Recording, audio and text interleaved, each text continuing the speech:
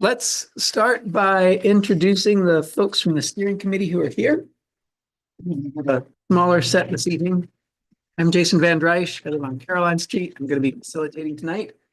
I'm Jack Ciano. I live on Marble Avenue, and I'm going to be taking notes tonight. Kathy Foley from Decker Towers on St. Paul Street. And I'm taking notes too, but mostly just participating. Fareed Menarca on Ledgmere Street. I am serving food today. Yay! And we have several members of the steering committee who weren't able to make it tonight. Lena Greenberg and Joe Deary, who are usually here, but had a conflict this evening. So we have a pretty light agenda tonight. So we decided to do a deep dive into the city council and kind of city business writ large. So we'll get to that a little bit in the agenda. We asked our two city councilors, Buddy Singh and Ben Travers, to join us. And they have both confirmed Buddy will be here in person, I think momentarily. And Ben will be joining either in person or virtually, depending on babysitter success. So we'll see where he lands on that. But we asked them to join us and really kind of pull up and out to the big picture of where we're at, where we're going as a city, and what they're focused on as this new city council session starts. But before we get to that, let's see. Thank you. Let's start with where we usually start, which is just to remind everyone of the fundamentals of the NPA, that this is a welcoming space where anyone who lives in Ward 5 is welcome and invited to be a part of the NPA. If you show up, you are a member of the NPA. And where we respect the diverse perspectives and backgrounds that people bring to the NPA and endeavor to listen and make space for everybody to be able to participate in the conversation. I'll be facilitating with that in mind, and really encourage and welcome everyone to join in the conversation. I'm going to start with a public forum. And if there's anyone who would like to bring up any issue whatsoever that's of interest to Ward 5, please do so. Any takers? Andy. And please come to a microphone, say your name and whatever you'd like to offer. My name is Andy Simon. I live on Locust Street, about a block and a half away from here. And I'd just like to announce that the Friends of the Barge Canal, that is the Pine Street Barge Canal down the street, we're having our fourth annual cleanup of the Barge Canal on Green Up Day, May 3rd, Saturday, May 3rd. Picking up trash, cleaning up the area. We've had as many as 130 people come out for this event. Lately, it's been more like 25 or 30. We're doing it from 9 to 1 on Saturday, May 3rd. There will be refreshments, lunch, and please, there'll be more advertising on Front Porch Forum and social media and on our website, which is pinestreetbargecanal.org. And that's Saturday, May 3rd, 9 to 1. Come for any part of it that you want to, and you'd be very welcome. We'll put you to work. Thanks. Excellent. Others? Bram. Bram Klebner. I live over on Howard Street, and my excellent co-representative from this district, Tiff Bloomley, has put together a list of resources for tracking changes, current and potential federal cuts in funding to a variety of things. And so I will pass these around. And if you would like to receive it by email so that you can click on the links instead of typing them back in, just let me know and we can do that. A little light bedtime reading there.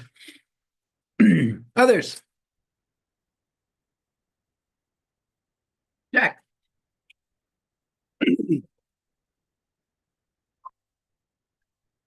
I just wanted to talk briefly about the recycling situation in Burlington. I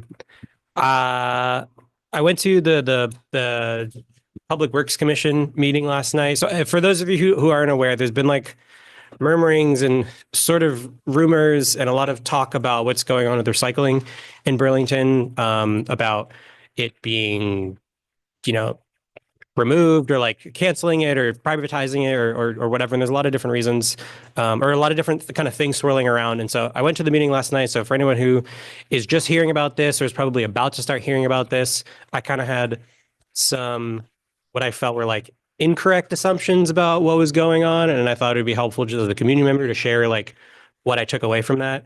So basically the situation is, the staffing situation for the recycling program in Burlington is in a really bad spot, where there is not enough people to do the recycling job of like the labor of the trucks of like collecting the recycling. And so it has created this situation in which the employees who do that work have kind of left those jobs or found other positions within the city, and then they have to pull in other people off of other teams within DPW to still cover that work to collect the recycling. And it's creating like just this negative feedback loop of people being kind of pulled into this work that they're not really supposed to be doing, and it's creating a really bad work environment for those employees. And it's just kind of like it's not sustainable, and it's kind of a bad situation for everyone. And so the proposal on the table is to kind of basically take a step back and contract out the recycling program in Burlington for an interim period of time, a short-term period of time, so that the city can kind of take a step back and reassess how it can plan to have recycling be more sustainable in the long term. There's no, right now, as far as what's on the table, there's no change to like what's going to happen to us as people who put our recycling bins out. The city is proposing basically, or DPW is basically proposing to like just contract that out. Someone else will come and pick it up. The money that they use to pay for the program now, they'll pay a contractor. And then this will allow DPW to kind of like get some headspace to sort out both the labor problems and kind of come up with a long-term plan for consolidated waste pickup within the city. I came into this feeling like what was being proposed was like, oh, we're privatizing this municipal service and it's taking away the capacity of the city.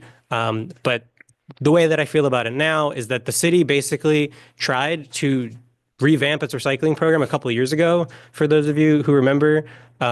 And this city was like, we kind of just said like, no, we don't want that. And so this is like the consequence of that. I'm reminded of the Memorial Auditorium situation where they went to the voters like, do we want to invest in Memorial Auditorium? And we all said no. And then now it's falling apart and we're all like, what did the city do? And it's like, we did that. We said no.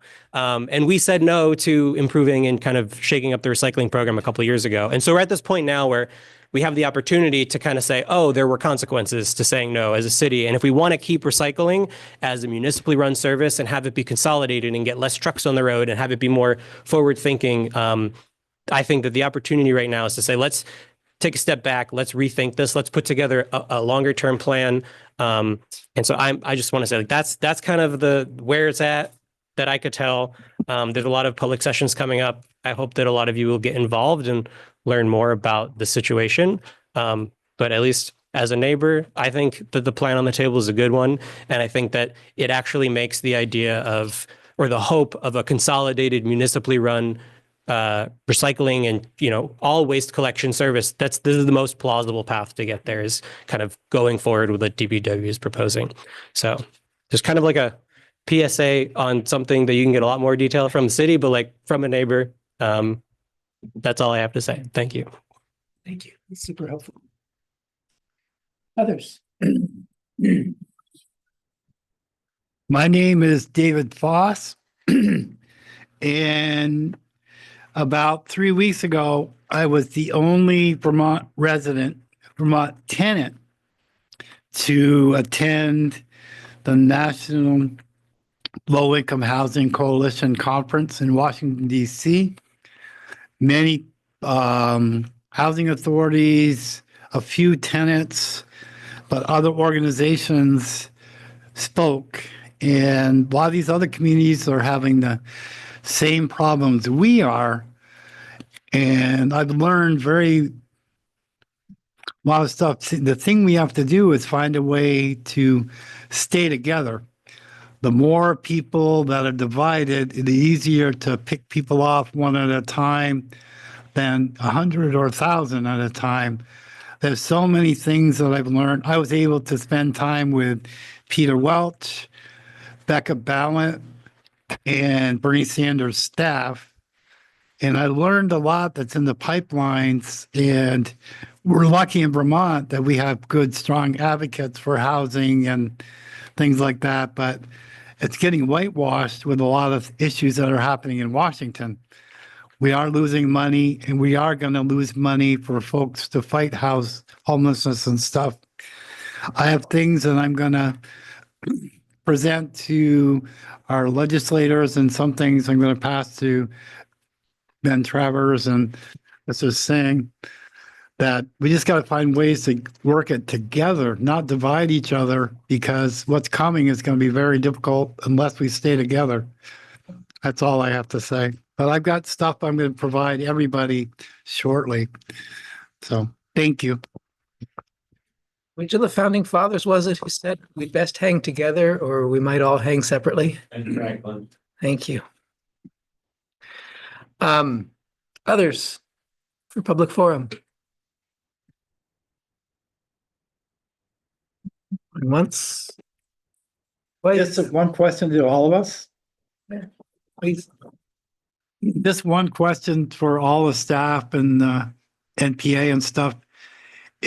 Are we going to do something this summer to get everyone together like we did last year? We mentioned it the last meeting. I think, again, as many residents, tenants in our NPA 5, the more we get together with us, the more they know about us, the more we can help city council and maybe the legislators and the the US reps to come to some kind of way to help us even more. But we need to celebrate the NPA and the city.